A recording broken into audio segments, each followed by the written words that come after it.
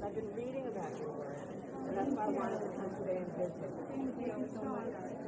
Well, it's you guys are doing it because, you know, we can have a plan, you know, in Washington, we can have a national plan, but the only way it actually happens and works is when leaders on the ground are pushing it through and making it happen, and that's what you guys have been doing. These ladies are doing a great job. And just remember, you are working on behalf of so many people in the Army.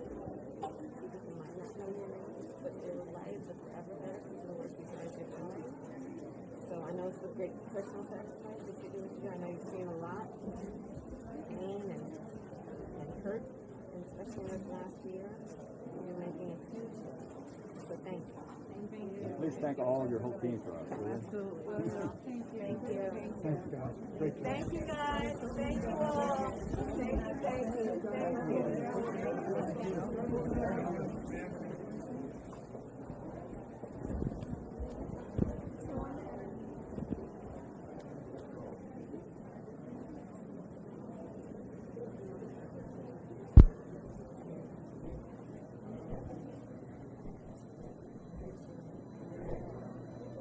Get him behind you.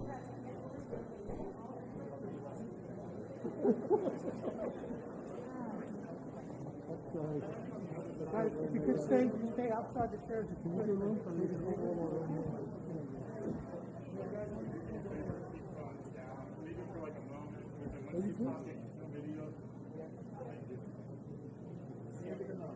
Sure.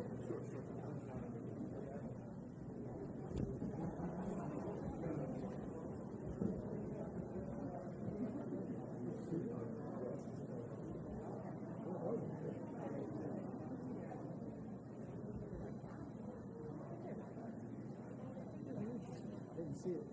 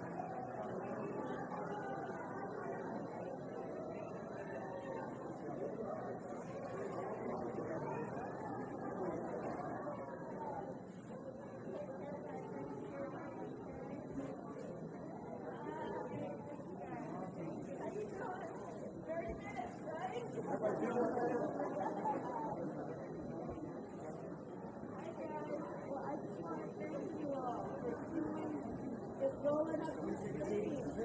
You guys rolled up your sleeves to do what is necessary for us to get back, right? And get everything moving again and actually build back better is what we intend to do. But it really takes each one of us as leaders, because if you're here, you are a leader. You are a leader.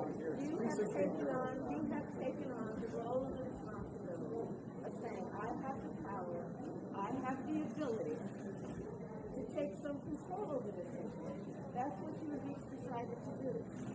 And you also, of course, you know, are role models. And you have the ability to talk to folks that you know who may not have had a job. You may not, they're wondering, should I? And you can talk to them about it because the nature of this virus has been awful in terms of the loss of everything, of so many human beings, of people, of family members, loss of jobs, loss of normalcy. But another thing that it has done, if it is one of the very few silver linings, it has shown the power of community, of us all being in this together, right? And even in the midst of these moments that required us to be isolated, physically isolated, let's remember to not be emotionally isolated. Let's remember that when each of us thinks about how we can affect the whole and each other, that's very powerful. And in that way, none of us is alone. None of us is alone. And that's what you guys are doing. And so I'm here on behalf of the President and myself to say thank you. Please get the word out. Ask everybody, it's time to roll up your sleeves, get their track, and let's keep moving.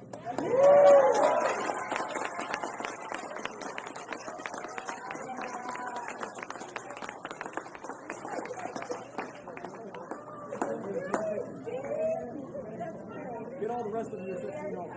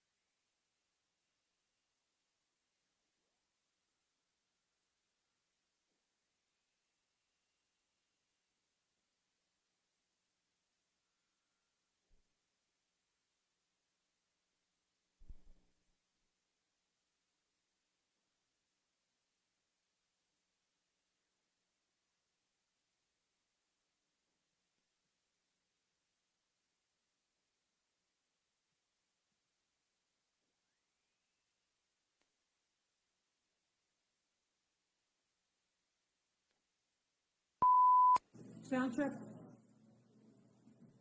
Media sound check, 1, 2, 3. Media sound check, 1, 2, 3. 1, 2, 3. Are you guys good with sound? Testing, 1, 2, 3. You guys getting sound okay? Give me a thumbs up if you are. Testing, 1, 2, 3. Media sound check, 1, 2, 3. You guys all good? Need a white balance?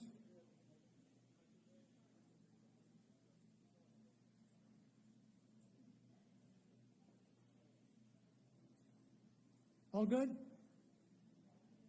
Okay, guys, thank you.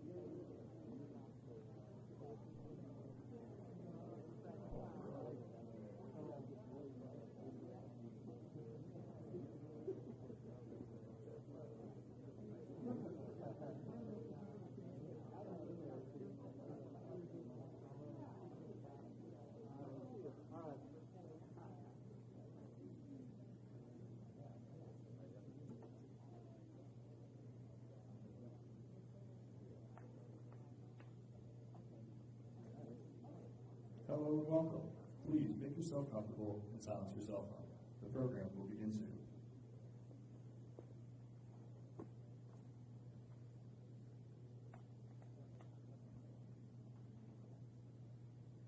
Please welcome Governor Larry Hogan.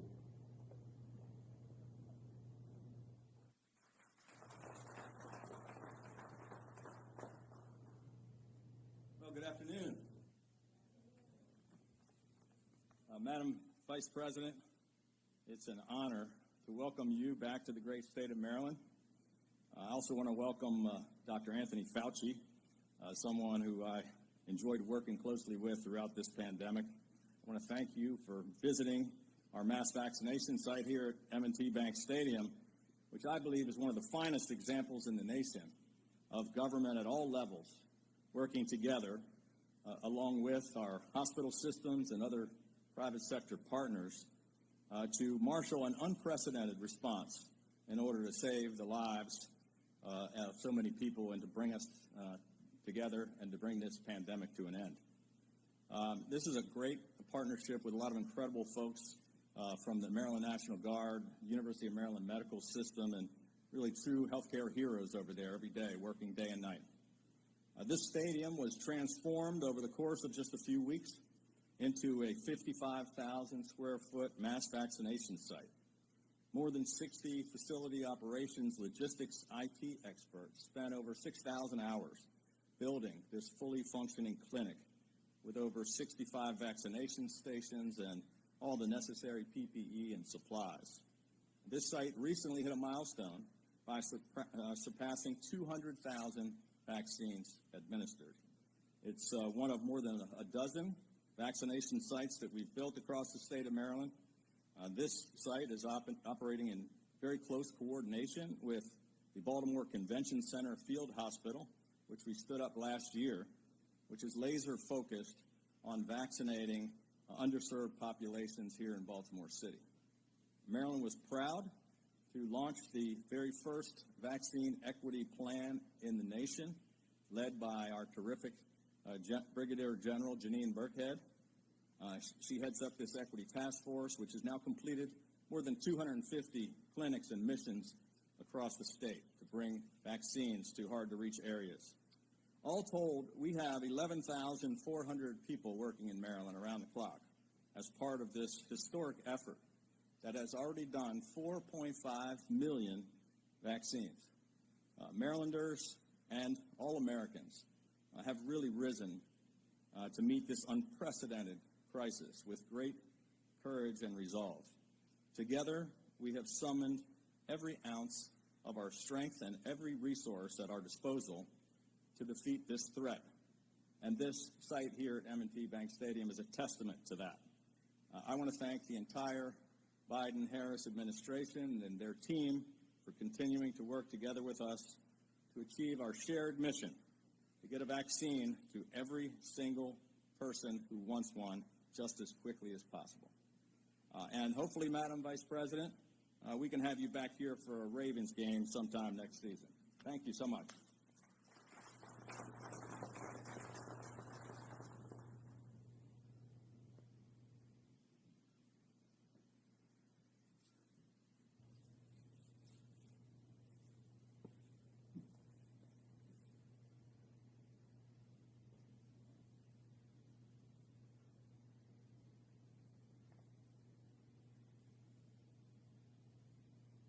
Please welcome Mayor of Baltimore, Brandon Scott.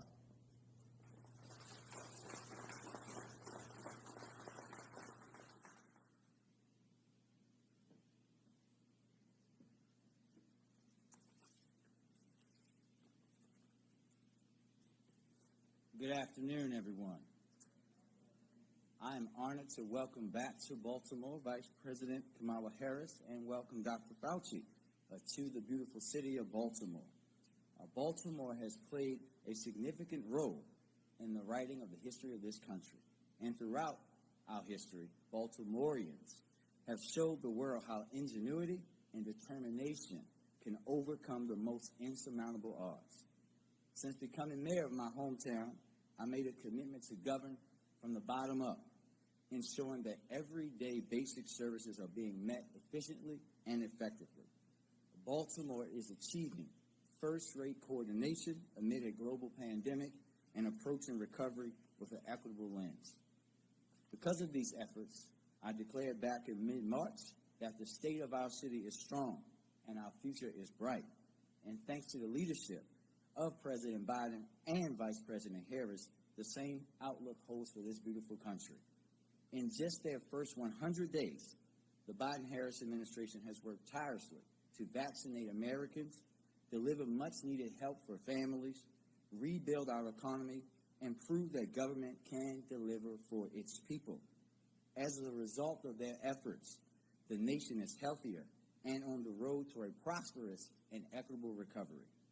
We all know the racial and economic disparities that persist in Baltimore and this nation are clear, which is why a firm commitment to equity shapes everything my administration does. I am grateful to have a partner in Vice President Harris who feels the same way. The Vice President has walked the front lines of this global pandemic, visiting the healthcare professionals at vaccination centers just like this one. And to no surprise, the White House COVID Health Equity Task Force is modeled after the Vice President's bill that she put in the Senate. Thanks to the leadership of the Biden administration, Baltimore families and small businesses navigating the ongoing challenges of this pandemic now have a lifeline as a result of the American Rescue Plan. And let me remind you all that it was the Vice President's tie-breaking vote in the Senate that actually advanced that critical legislation. If we had time this afternoon, I would personally thank the Vice President 670 million times, one for every single dollar being invested in Baltimore's future. As mayor, my administration will prioritize these funds to get Baltimoreans working again, help our businesses recover, and investing in the people and places that have been left out due to the inequitable policies of the past. While we should be proud of all that we have accomplished in such a short time, know that we still have hard work to do and large loads to lift. We must remain steadfast, honest, and true to our mission. But with Vice President Harris at the table alongside President Biden, I know the job will get done. Thank you for your presence here today and your ongoing leadership, Madam Vice President. Trust and believe you have a partner in the Mayor of Baltimore. Thank you.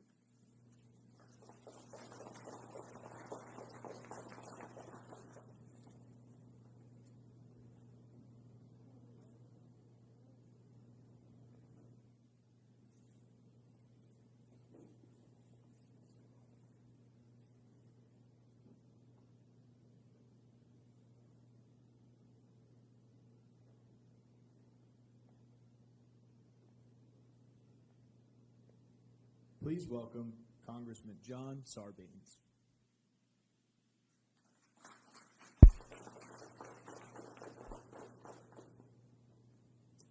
Good afternoon, everybody. It is a delight to be here.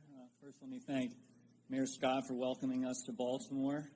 This is the 3rd district, actually, where M&T Bank Stadium is. That's why I have the privilege of welcoming the Vice President on behalf of the House Congressional delegation.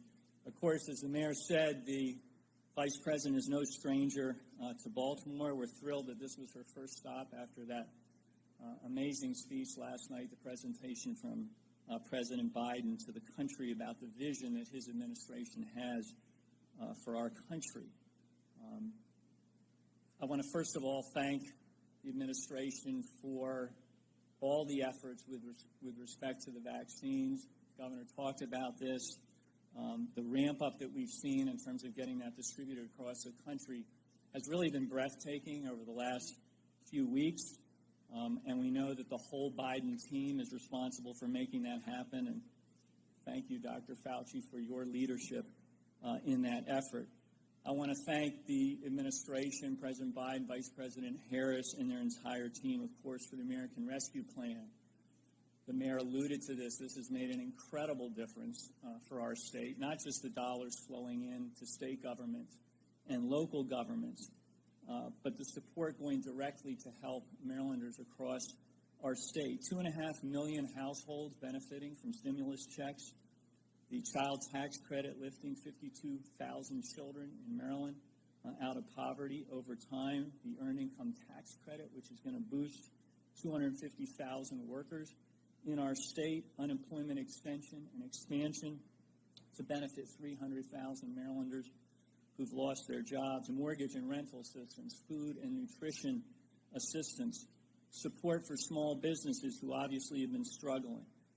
This has made an incredible difference. But as President Biden said last night, it's not enough for America to be back, which is what the rescue plan was designed to do. We have to be back to stay. We got to make sure that we're going to still be strong in a year, in 5 years, in 10 years, and that's what the investment behind the American Jobs Plan is all about, the American Families Plan, putting people to work and giving people a chance to make it in this country, including here in the state of Maryland, with good health care, child care, education benefits. So we all need to do our part. That's what the President said last night. I know that's what the Vice President emphasizes at every turn. As members of Congress, we pledge to do our part, to stand with this administration to deliver these priorities to the President's desk. We can get this done. We can lift up the country, as the President indicated yesterday. The future is ours if we seize it. Thank you all very much.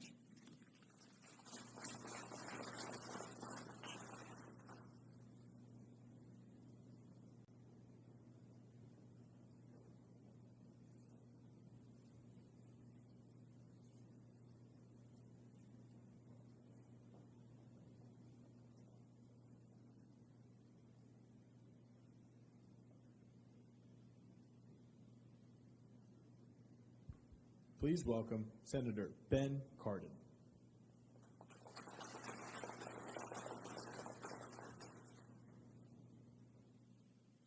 Good afternoon.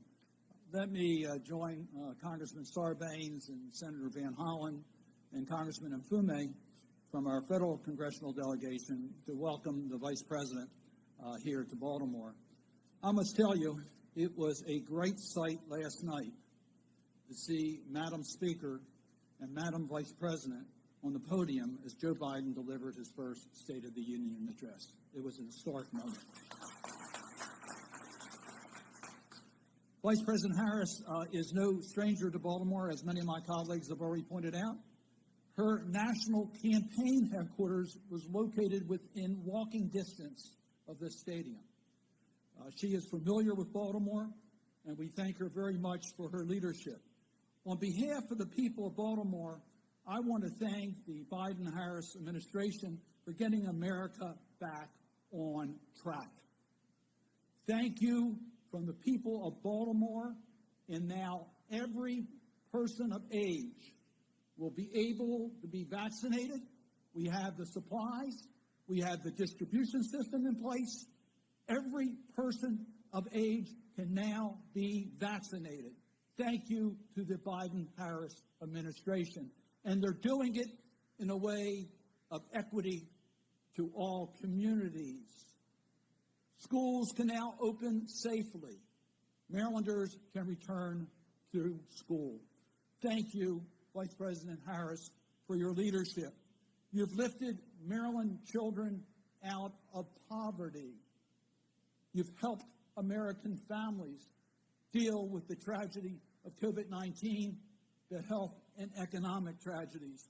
My virtual guest last night to the State of the Union address was Anita Levitas, who is the owner of Sobe Cafe, located across street not far from here. She would not be in business today but for the help of the Biden-Harris administration. We've saved millions of small businesses because of our actions, and our economy can now recover. Thank you also to the Vice President and the Biden-Harris administration for not stopping just with the passage of the American Rescue Plan. We're now moving forward on modernizing America's infrastructure and investing in American families. We are now prepared to move forward. I have one further request. I appreciate, Governor, we want the Vice President to attend a Ravens game. I would hope that she could get the Baltimore Orioles some more wins. Maybe we can figure out a way to do that. But we do appreciate everything you've done. We're proud. I was proud to represent the people of Maryland at the State of the Union address last night. The Biden-Harris team represents strong, compassionate, effective, value-based leadership for America and our global challenges. And it's just the first 100 days. It's an honor to have the Vice President in our city.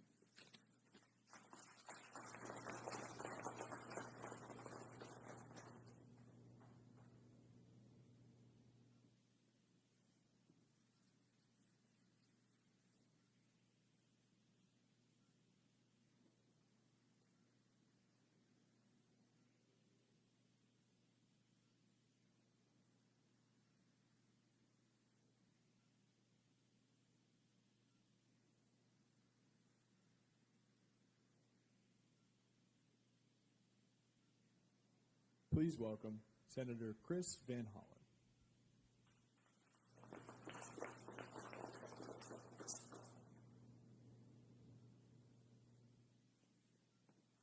Well, good afternoon, everybody. I just a little while ago had a chance to tour this terrific site with the Vice President, and I want to start the way she did on every stop along that tour. And that is in thanking our frontline workers, thanking the FEMA staff, University of Maryland Medical System, our military personnel, and everybody else who's part of this team to get vaccines into people's arms so they and everybody else can be safer. I have a personal reason to thank them, too, which is this is the place where my wife, Catherine, got her vaccine shots a couple weeks ago.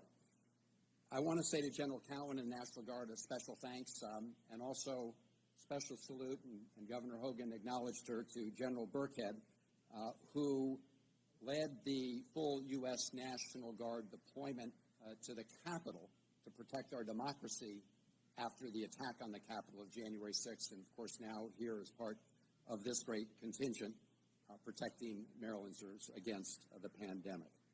I also want to commend Mayor Scott for his leadership in a great American city during very difficult times, and to our other county executives and local leaders who are here and are providing services on the front line. I want to thank Governor Hogan and your Team Maryland group for all that you've done. And I'm very pleased to be here with some of my colleagues from the federal Team Maryland, Ben Cardin, who's been just a great leader in the Senate, John Sarbanes, who you heard from, Kwasi Mfume, who is here, Dutch Ruppersberger, of course, represents this great city of Baltimore, and all of them, together with most of the Maryland delegation, joined together to vote for the American Rescue Plan. And the person, as the mayor indicated, who cast the deciding vote that allowed that bill to move forward, the American Rescue Plan, was Vice President Kamala Harris.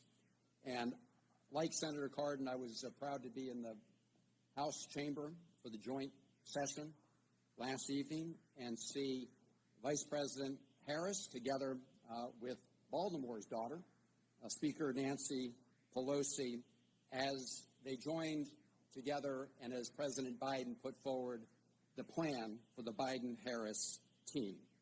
And the President spelled out a great plan for how we're going to move the country forward, but he also pointed out that we are already on the move. First of all, we now have a president and a vice president who take science seriously and listen to our healthcare experts. Thank you, Dr. Fauci, for being a strong and steady voice throughout this pandemic. And during the tour, we saw one of the people getting their shots with their Trust Fauci mask on. I think you got a photo shoot with them. But thank you, Dr. Fauci, and your entire team at the National Institutes of Health and other healthcare workers around the country. Thanks to the Biden-Harris team's actions, we are now defeating this pandemic. As of yesterday, over 220 million vaccine shots had been administered around the United States, and the Biden administration has been working overtime to make sure that they're delivered in an equitable manner, in many cases providing vaccines directly to community health centers around the country. So after 100 days, we are exceeding expectations in terms of the numbers of shots delivered, and we're also seeing the economic benefits resulting from the American Rescue Plan. I will not go through the details. John Sarbanes mentioned some of the Maryland-specific proposals, but if you look at what's happening nationally and you look at the news today, in addition to the fact that we're now turning the corner on the pandemic, the figures coming in, which represents the lives of every American, show that new unemployment filings are down, and the economy is picking up steam, thanks to the 100-day leadership of the Biden-Harris team and the American Rescue Plan. So we all know we've got a lot of work still to do. And that work will have to happen at the federal level, the state level, the local level, but really the most important work is the work being done by the folks on the front lines right here. Because we can pass big laws in Congress, we can issue orders, direct executive orders from the White House, but in the end, in order to make it work, we need neighbors coming together. And so it's in that spirit that I want to introduce our next speaker in the program, somebody who is a champion for Baltimore and an inspiration to us all. And that's Miss Melissa Wesley. Melissa is a registered nurse, wife, and mother of 3 who works on Johns Hopkins Bayview Hospital, at Johns Hopkins Bayview Hospital, and who has been on the front lines caring for our fellow Marylanders who've been suffering from COVID. But Melissa hasn't just been offering medical care, she's been offering fellowship too, whether that be by helping patients Zoom call their families or just stopping and listening to their concerns. She goes to work every day to make a difference in the lives of her patients and is one of the people who has been shining a shining light during this dark hour. So I'm so pleased if you could all join me in giving a very warm welcome to someone who's a public servant in every sense, Miss Melissa Wesley.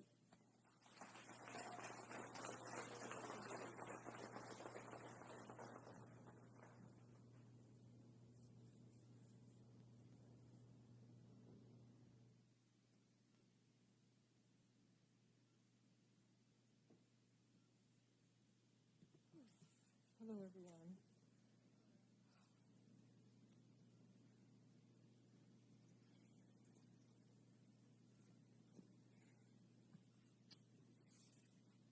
My name is Melissa Wesley, as mentioned. I'm a native of New Orleans, Louisiana. I moved to Baltimore City in 2007 with my husband of 13 years now, John Wesley. We are raising our 3 brilliant children, Olivia, age 12, Mitchell, age 10, Lydia, 8, all here in Baltimore City. The 3 of them attend Patterson Park Public Charter School near our neighborhood in Patterson Park. Last night, we watched and listened to President Biden's address as he stood in front of 2 history-making women for the very first time ever. As a parent of young kids, that moment sent a powerful message to my children and children all over the world. Much of what the president spoke of brought light to me. One of the priorities is putting cancer research in the forefront, as I am a 4-year breast cancer survivor and my mother a cancer survivor too. I am a registered nurse. I work with pulmonary and cardiac patients at Johns Hopkins Bayview. We care for patients who are currently COVID positive and who are still having symptoms of COVID thereafter. My colleagues and I have worked tirelessly, y'all. It's been a change from the norm. The effects of the virus have caused us to change our lives in several ways. We've had to learn to work and live our lives very differently from what we are used to. But being true to who I am and the positive person I like to be, I look to the light. And on this 100th day for our administration and focusing on progress, there is light ahead. Infection rates are trending downward. Over 200 million vaccines have been administered. Families can visit their loved ones in the family now, y'all. It's been so hard, people can't touch and feel their loved ones. And now we're able to have visitors come in and just rub feet and hands. It's so beautiful. Relief checks were given to those who needed it. New jobs and businesses have been created. Schools are reopening. And some restrictions are being relaxed per the CDC guidelines. Vice President Kamala Harris embodies the American dream. Raised by parents from different parts of the world, she has dedicated her life to public service. As a history-making vice president, she has worked closely with President Biden to deliver for working families these first 100 days. The Biden-Harris administration gives light and hope that better days are ahead. It is my honor to introduce Vice President Kamala Harris.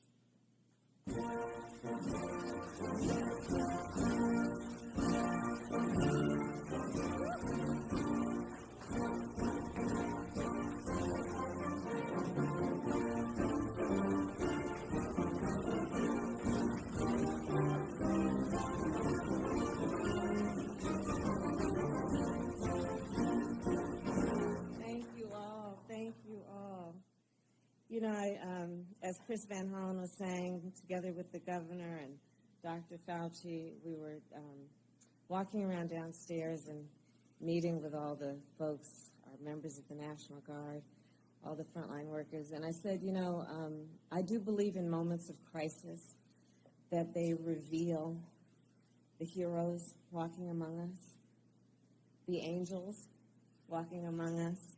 And I would say Melissa Wesley is one of those individuals. Thank you, Melissa, for that incredible introduction.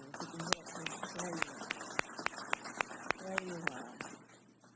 So to the Governor, Larry Hogan, thank you, and Team Maryland, Mayor Brandon Scott, to General Janine Burkhead, thank you for the warm welcome and for all the work you do. And it is certainly a point of personal privilege for me as the President of the Senate to acknowledge some folks that are my friends. And I worked with them both for over the 4 years I was in the Senate. And that, of course, is Senator Ben Cardin and Senator Chris Van Hollen. Senator Cardin, I will tell you, I mean, I've seen them both. I just have to tell you, Maryland, you got some real leaders on your hand in the United States Senate. They represent Maryland, but they are also national leaders. Ben, I've watched him do exceptional work for Maryland's businesses as the chair of the Senate Small Business Committee. And, of course, Chris, as a member of the Appropriations Committee, has brought critical resources to Baltimore in terms of housing, infrastructure, and water infrastructure, and so much more. So it is wonderful to be with you both. I also want to thank Congressman John Sarbanes and Congressman Kwasi Mfume, who I've known for years. Thank you both for your leadership. And it is always a wonderful day to spend time with Dr. Anthony Fauci. And thank you always, Dr. Fauci. So it is wonderful to be back in Baltimore, and especially on this, our 100th day of our administration. I would say today is a good day, Baltimore. You know, 100 days ago, just after President Joe Biden and I were sworn in, I stood in front of the Lincoln Memorial, and I talked about what I call American aspiration. American aspiration. I talked about how in America, we not only dream, we do. We not only see what has been, we see what can be. We shoot for the moon, and then we plant our flag on it.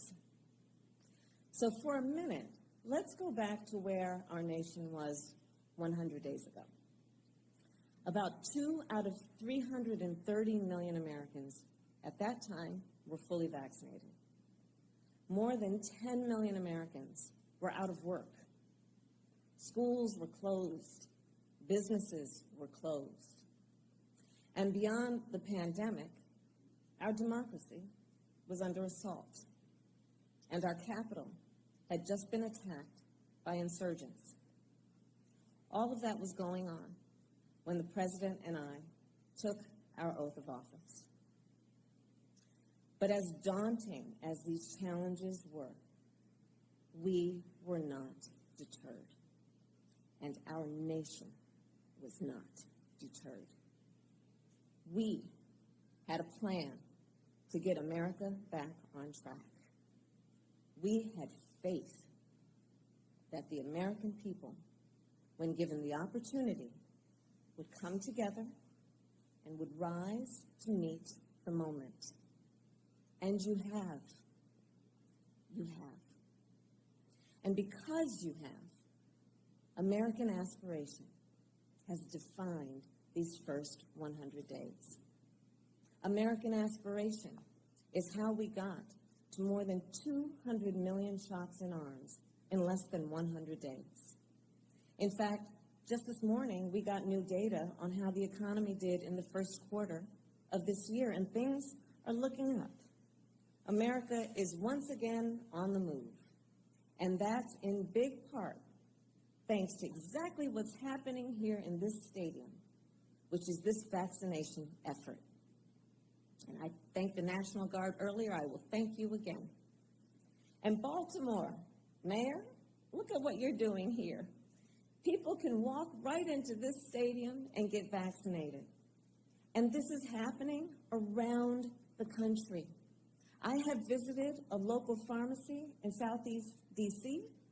and a community health center right outside of Denver and a vaccine distribution site at a university in Las Vegas. I've been to a site in Chicago run by union members and another site in Jacksonville run by military members. And America, you must know the people working to administer vaccines are heroes. And so too are just like those folks we visited with downstairs. So too are the Americans who sign up for that appointment, make the time, and step up and get the shot. And if you haven't been vaccinated yet, or if you know somebody who hasn't, please ask folks to just roll up their sleeves. It's time for each one of us to do our part.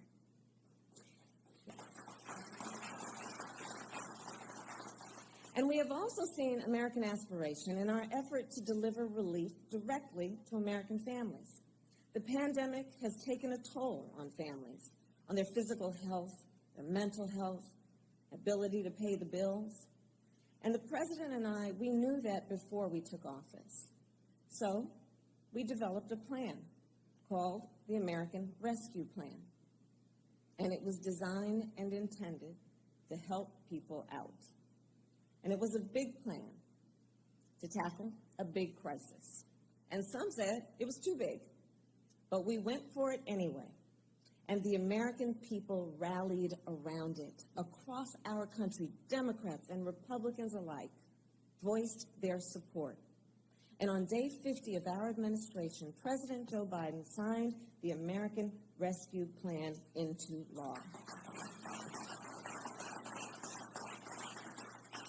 And as I said then, President Joe Biden, well, he had a clear vision and clear purpose. And let me tell you something. He never forgets who we are doing this for. It is for the American people.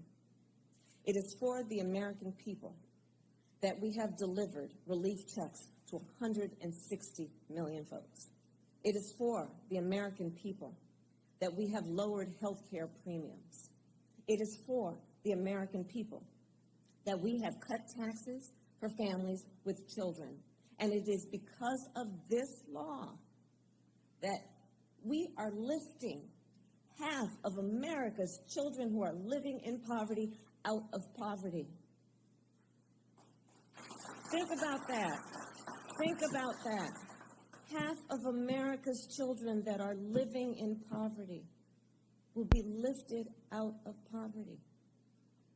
So that, folks, is what I call American aspiration. And we have also delivered support directly to small businesses. Because, of course, small businesses are part of the fabric and the culture of a community. Baltimore knows that well. Our small businesses employ about half of America's workers. And making sure small businesses have access to capital is a big part of the work that I have been doing. I am proud to report that we have provided relief to 4 million small businesses in our country. Which brings me then to jobs. In 100 days, we have created more new jobs than any other administration in history. And Baltimore, we are just getting started. Right now, we have 2 more plans that we are working to get passed. The first is the American Jobs Plan. It will be the largest job investment that our nation has made since World War II. Because the fact is, too many people, including too many people right here in Maryland, are still out of work. So while we have made significant progress on the jobs front, there's so much more to be done. We are going to put Americans to work, fixing the roads you drive on every day, getting rid of the lead pipes that poison our children, and expanding broadband so that every American has access to high-speed and affordable high-speed internet. In the 21st century, broadband is critical infrastructure. You know, last week I was in New Hampshire. I was visiting a site in the New Hampshire Electric Co-op.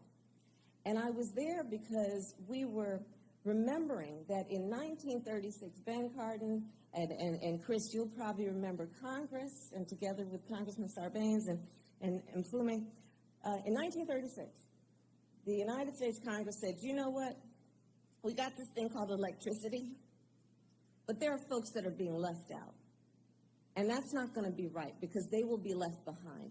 So in 1936, there was the Rural Electrification Plan.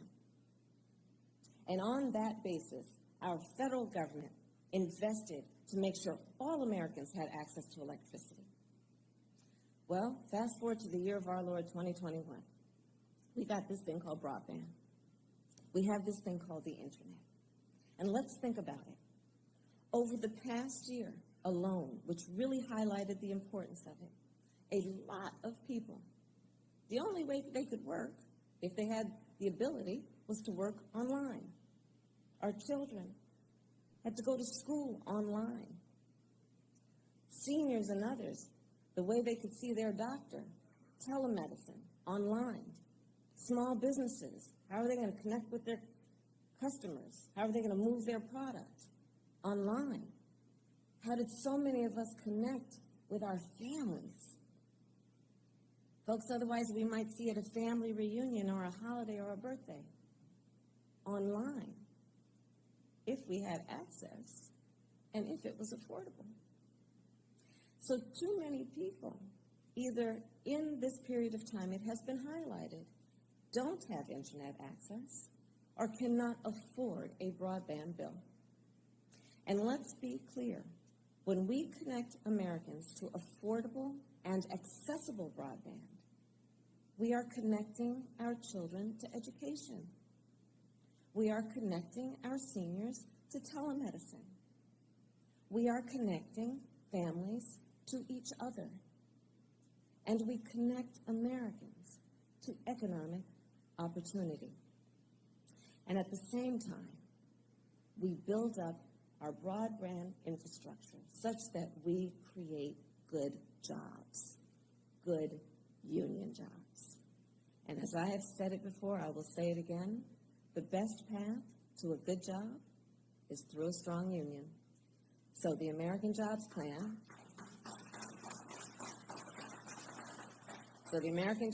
will put America to work. And the second plan is the American Families Plan, which will make it possible for people to work. So what am I talking about? Well, the president, in his speech last night, he talked about this plan that will establish universal pre-K and lower the cost of child care, making child care affordable and accessible, which has been a priority for so many of us.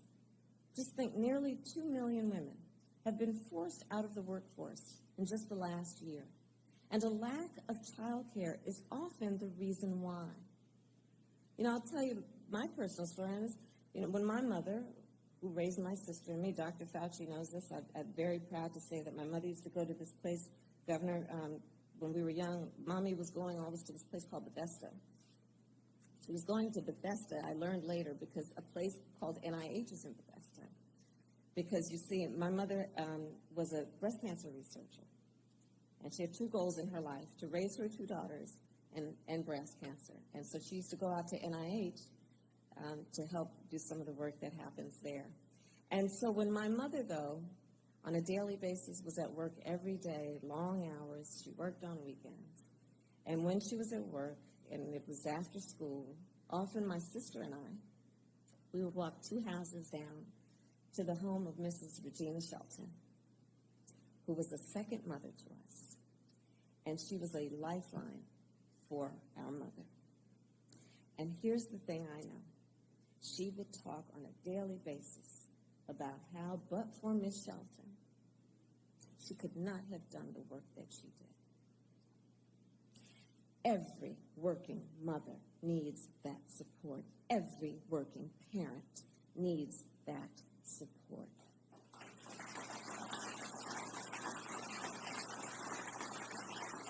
And a competitive economy requires it. A competitive economy requires a skilled workforce too, which is why we will also create more opportunities for education after high school. So let's think about that. 12 years of education is the norm, has been the norm, but in today's world, 12 years of education is just not enough. So let's invest in education after high school, understanding that we also must invest in opportunities for folks about which path of education after high school they want to take, that they choose to take. Let's think about what we need to do, education after high school, to invest in apprenticeships. We will give every American with this plan 2 years of free community college, and we will make college more affordable for millions of students, because there shouldn't only be one educational path to success. The American Jobs Plan, the American Families Plan, this is what Americans deserve. And this is what our future depends on. And we must also be clear-eyed. These last 100 days haven't only been defined by progress.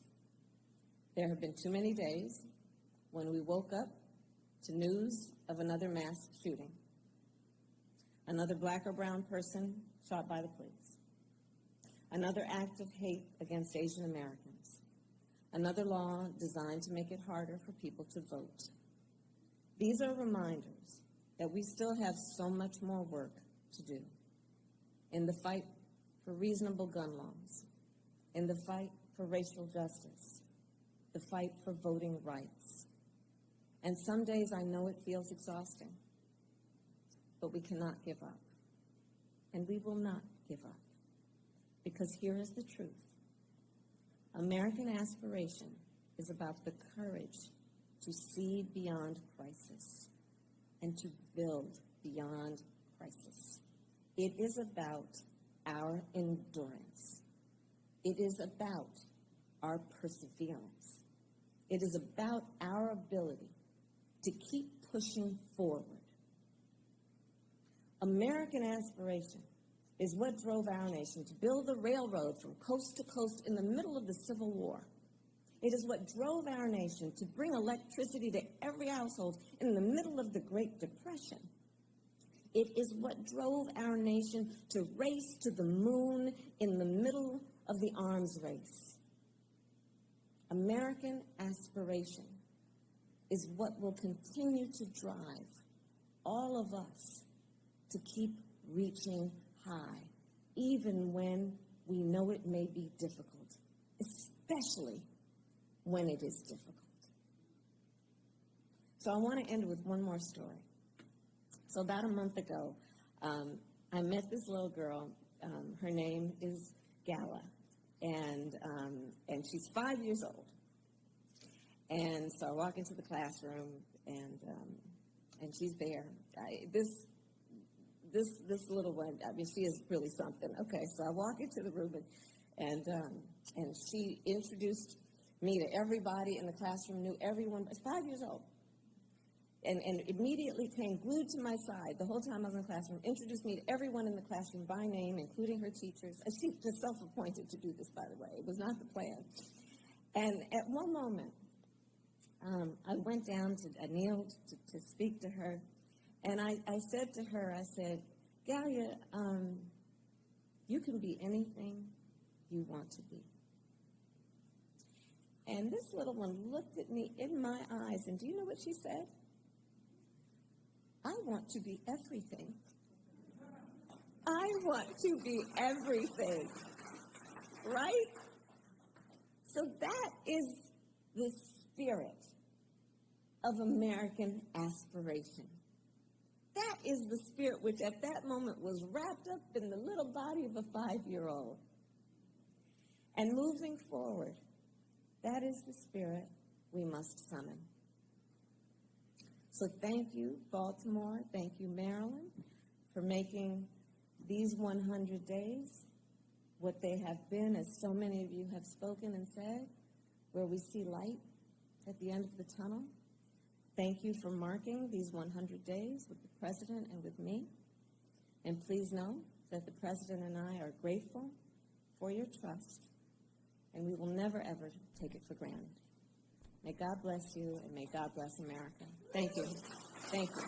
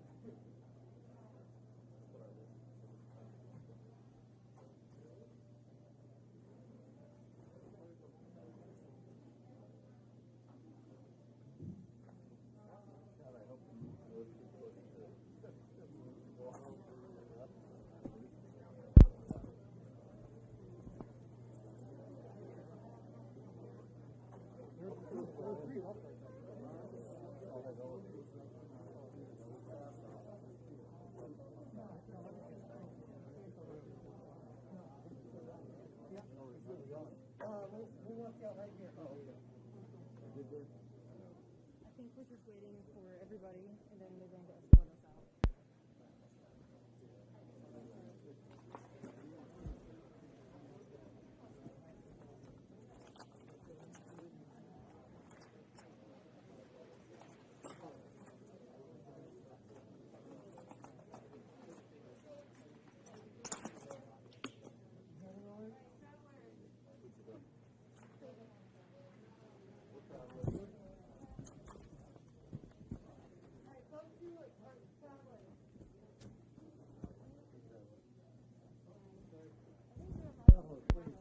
Traveler 1, Traveler 2, Traveler 3.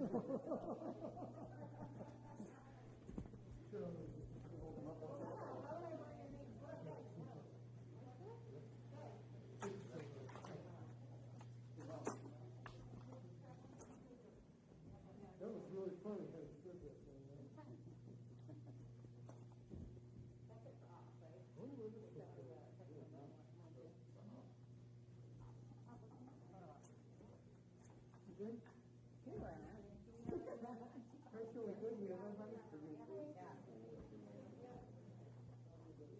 They're taking us somewhere.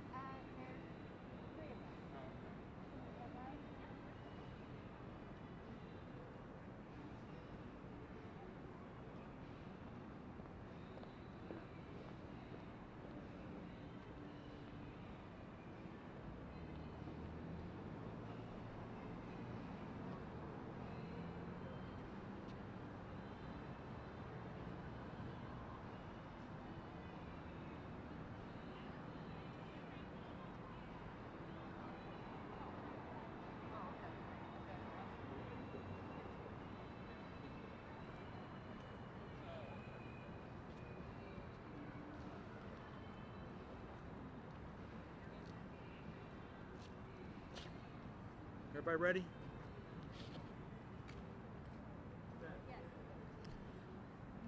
Well, good afternoon. It was certainly great to have the Vice President here in Baltimore. She toured the vaccine site. What I said there is that it is really good news that all people of eligible age are now able, through the supply of vaccines and the distribution system, to get their shots in the arms, and we certainly encourage everyone to do that. I'm joined by my colleague, Senator Chris Van Hollen and Congressman John Sarbanes. First, if I might, on a personal note, I want to note the passing of Fraser Smith, one of your colleagues. Fraser was a good friend. He was a great reporter. He added, I think, such integrity to news coverage when I was in the Maryland General Assembly, and he was just a great guy. So on a personal note, I just want to acknowledge we've lost one of the giants in the news field in the loss of Fraser Smith. In regards to the fact this is the 100th day of the Biden-Harris administration, and we're back on track. The American Rescue Plan did so much for Maryland families. They can now hug their children again and their grandchildren again. We can open schools safely. Families can literally get together safely now. We're able to keep businesses afloat. Our economy is growing. Jobs are growing, creating new opportunities. Hope is there. People have a smile on their face. We can see some of their faces. This has happened because we have an administration that's taken charge of getting us out of this virus. We're not there yet, but we see the light at the end of the tunnel. But there's so much more in the American Rescue Plan. Lifting children and families out of poverty, being able to pay their rents, being able to live their lives, being able to have some confidence in their future. That's all in the American Rescue Plan. We were able to get our local governments to be able to have some kind of a reasonable budget that deals with public safety, that deals with public health, that deals with education, that deals with the fact that we all are in this together. We had a chance to talk to Brendan Scott and what the $600 and some million of stabilization aid means for the people of Baltimore City. He understands it. The Maryland General Assembly understood it when they passed the bill allocating billions of dollars of money that came from the federal government to the state so that we can get through this COVID-19 virus. And that's just the beginning. Yes, they're in this package. We provided money for schools, for summer programs and after-school programs, provided money for broadband. We're already seeing some of the progress in that regard, and the list goes on and on and on. Senator Van Hollen and I, before coming over here, left a meeting with Leader Schumer to talk about how we're going to move the American Jobs Plan, which is critically important to Maryland. Rebuilding our roads, our bridges, our transit systems, our water systems, getting rid of lead in the pipe. Right here in Baltimore, we have lead in pipes in our schools. This effort will help us rid that public health risk. These are bold actions, but they're transformational, and it's what the public wants us to do. So we're here because we are back on track. We are now very optimistic that we have a leader in the White House that will provide what is necessary for the people of this country, be able to deliver. It will be value-based, and the Biden-Harris team will be the leaders in dealing with our global challenges. From our national security and climate threats, we have hope for our future. And with that, I can tell you I'm very proud of our congressional delegation. We work very closely together as a team. We meet frequently to divide work. We're shortly going to be having a meeting in Baltimore to deal with the issues of security in our community. I've talked to the mayor about that. We're going to work as a delegation to help Maryland, working with the governor, working with the legislature, working with the county officials to deliver on behalf of the people of Maryland. And with that, let me turn it over to my colleague, my friend, our leader on Maryland on the Senate Appropriations Committee and so much more, Chris Van Hollen. Well, thank you, Senator Cardin. Thank you for your leadership. It's great to be here with the senator. with John Sarbanes. What's that? All right. Just great to be here with all of you. And most of all, it was great to have the Vice President here in Maryland, in Baltimore, to report on progress for the first 100 days of the Biden-Harris administration. And the report is that this country is on the move. As of yesterday, over 220 million vaccine shots had been administered in that 100 days, way ahead of schedule. On the 50th of those 100 days, we passed the American Rescue Plan. And as I and many others pointed out upstairs, it was the Vice President's vote in the United States Senate that let us proceed to the American Rescue Plan. And that plan does three big things. One, it helps us defeat this virus sooner. And we all know that we're seeing the light at the end of the tunnel. We still need to take precautions, but because of the vaccines being administered here and around the country, we're making progress. And the Biden-Harris administration has also focused, as they should, on the equity of the distribution of the virus, because we know that this pandemic has hit communities of color disproportionately, and we need to make sure that everybody gets a vaccine shot. That's one of the reasons the Biden-Harris administration began shipping vaccines directly from the federal government to community health centers here in Baltimore and around the country, and why they deployed federal resources like FEMA and others to make sure that we get the job done. And I want to thank the National Guard who's here, University of Maryland Medical System. This takes a huge team effort. So that's one big thing that American Rescue Plan does. It's going to help us beat the pandemic sooner. Second, it helps those people who have been most hurt by the pandemic, people who have been laid off, people who have been struggling to work. So that includes workers, families, and small businesses. They have had a lifeline because of the American Rescue Plan. And then it also helps so many public institutions that are vital to provide services to the American people and the people of Baltimore. Money to schools, money to our colleges, 4-year colleges, 2-year colleges, HBCUs, and others. Money to support transit systems. Keep them going, keep those employees on the job during this period of time. And as Mayor Scott said, $670 million for the city of Baltimore to help address critical needs, along with rental assistance and other important measures. So the American Rescue Plan is a very big deal. And we're glad we got it over the finish line. But as the Vice President said, and as the President said last night, we're only getting started. And there's a whole lot more to do. And as Senator Cardin said, we've got the American Jobs Plan to pass and the American Families Plan to pass. We've got to modernize our infrastructure and take a broad view of what that means. And then we got to make sure that people have the tools to be successful. Starting education earlier, preschool, making sure we have 2 years of free community college and building on that. So we got a lot more work to do, but we have made enormous progress in 100 days, thanks to the Biden-Harris administration and everybody in Congress who helped support the American Rescue Plan. And now I want to turn it over to somebody who's been a great leader on the House in getting that passed, and that's John Sarbanes. Thank you, Senator Van Hollen. I just want to salute our two senators, Chris Van Hollen and Ben Cardin, for their incredible efforts teaming up, as they said, with Vice President Kamala Harris, who cast that tie-breaking vote on the American Rescue Plan and delivered this critical relief to families across the country. We're so excited that the Vice President came here today, the day after the President's speech to a joint session of Congress, her first stop to talk about the 100 days and what has been accomplished in those 100 days. And we're committed to working together with her and President Biden to make sure that the momentum continues.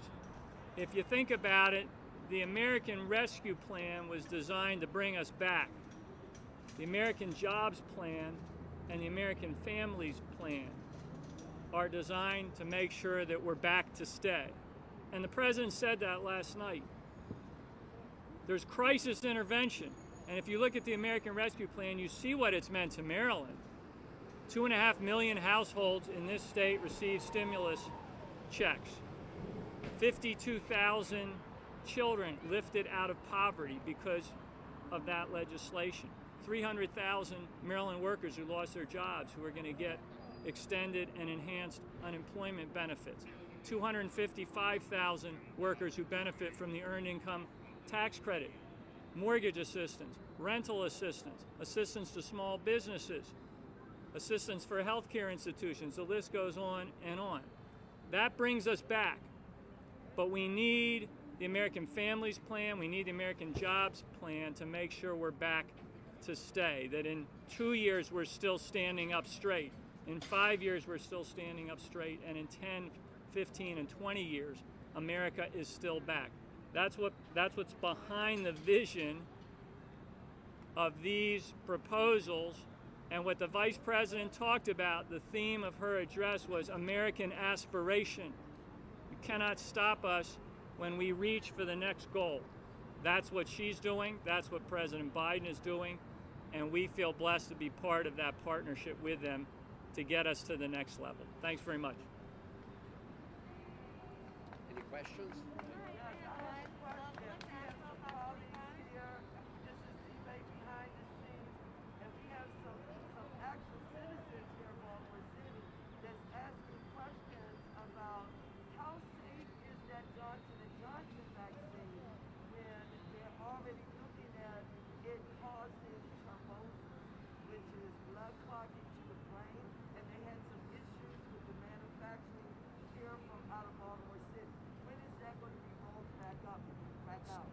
So thanks for the question. None of us are health experts, but our health experts are very clear about any of the approved vaccines are ones that we should take when they're available to us.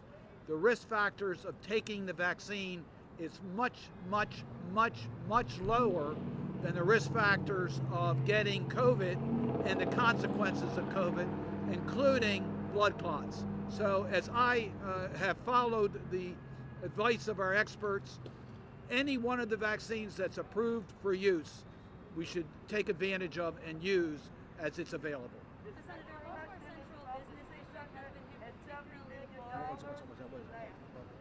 Baltimore Central Business District has been hit particularly hard by the pandemic. We have restaurants closing, we have companies leaving. How does this economic support help downtown Baltimore? Okay, why don't we rotate questions? I'll go to... I'll start. Okay.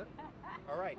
Well, it helps in a big way. And with Senator Cardin here, let me just say, the original programs, the PPP programs, the Paycheck Protection Programs, helped a lot of small businesses. It got off to a rocky start, but it was steadily improved. And I talk every day to very small Maryland businesses about how it's been a lifeline to them. Now, on top of that, the American Jobs Plan has another proposal for restaurants. So if they're a restaurant as a business, there'll be extra help. But every small business here who's been hit hard by the pandemic because of lack of customers is eligible, and we've been working to extend the times that they can apply for that. Of course, the best solution is to beat the pandemic, and that's what this is all about, right? The faster we get shots in people's arms, the faster people can come back to work and shop. So that is the focus today, is that we're way ahead of time in terms of beating the pandemic and getting people back to work. And I would say that the jobs reports today showed unemployment. Yeah, let me just say, the reports today show that new claims for unemployment are down and all economic indicators are up. Obviously, we got a long way to go, but it's good news. Yes. I just wanted a question for either one of the senators, maybe Ben Hollen, appropriations. Looking at the budget, how much infrastructure is $2 trillion, so much complicated stuff, so expensive. What's your take on compromising? What is the appetite of Congress right now to get this done and to find some sort of common ground between Democrats and the Republicans, especially people coming from moderate Democrats in the Senate as well? Let me just point out a couple areas on transportation programs. The we're not that far off from where the Republicans want to be and where the Democrats. We have some differences on how to spend money. Don't make any mistake about that. But if you start breaking it down, the needs are there. The needs are justified. So before you start talking about breaking this down, let's talk about the needs in this country and our opportunity to address those needs. And in the infrastructure to create jobs, I think the president's made a very strong case that what's in his package are important components to achieving our goals. So we're negotiating. We're going to work with Republicans everywhere we can. But as has been pointed out, we need to act. How do you pay for it?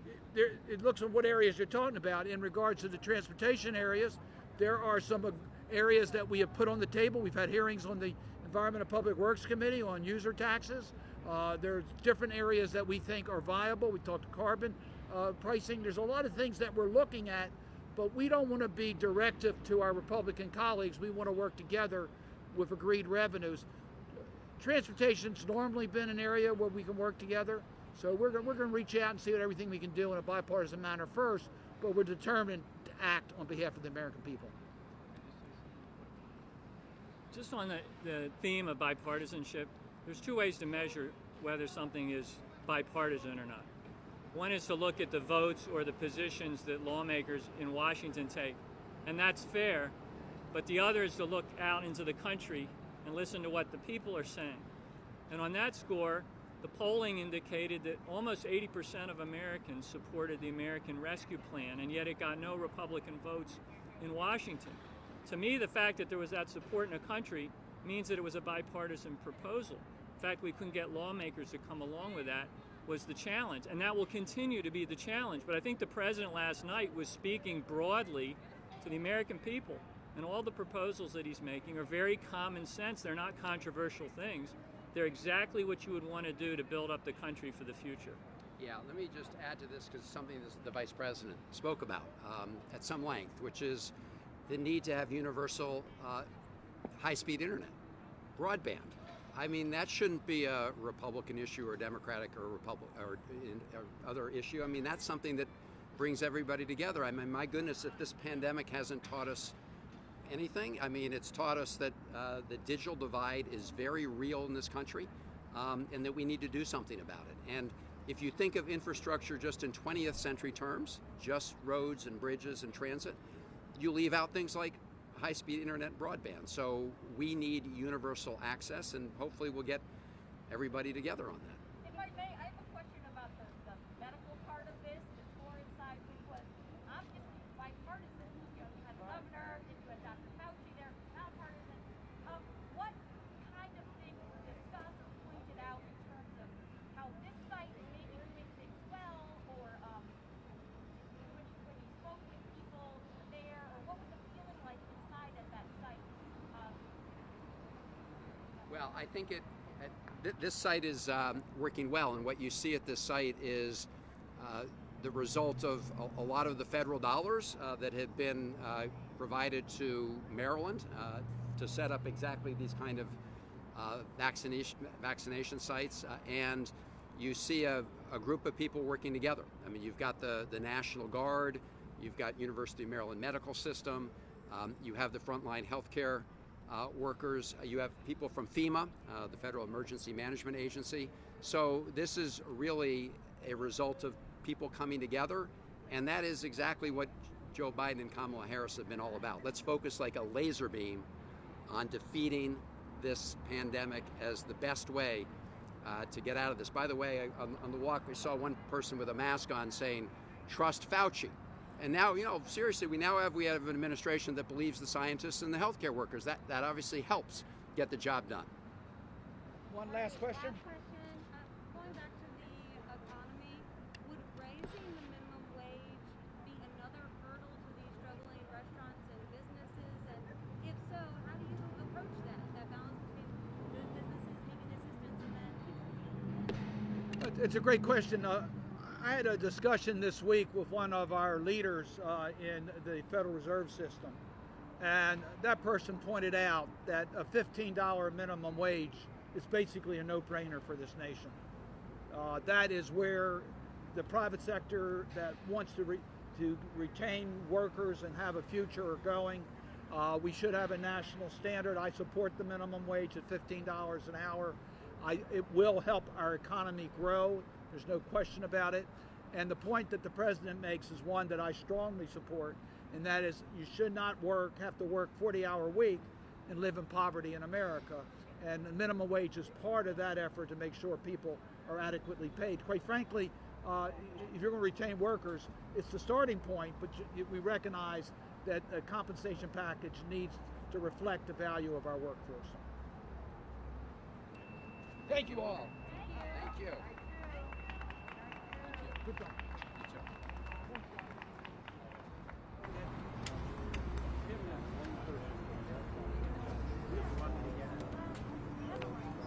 Okay, you're fine. I just wanted to make sure.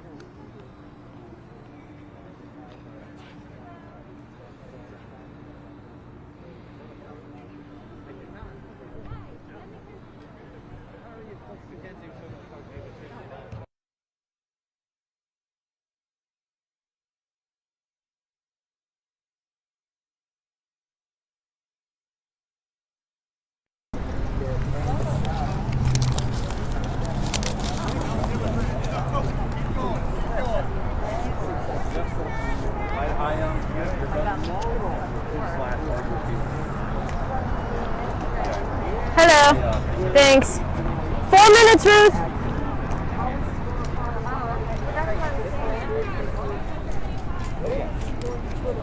Four minutes, Ruthie. 4 minutes. Loads of time.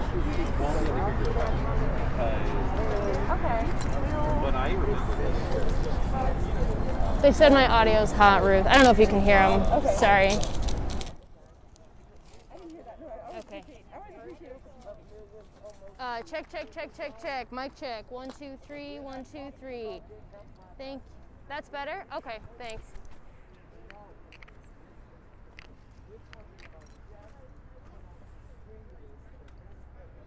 So hot and sweaty. Oh my gosh.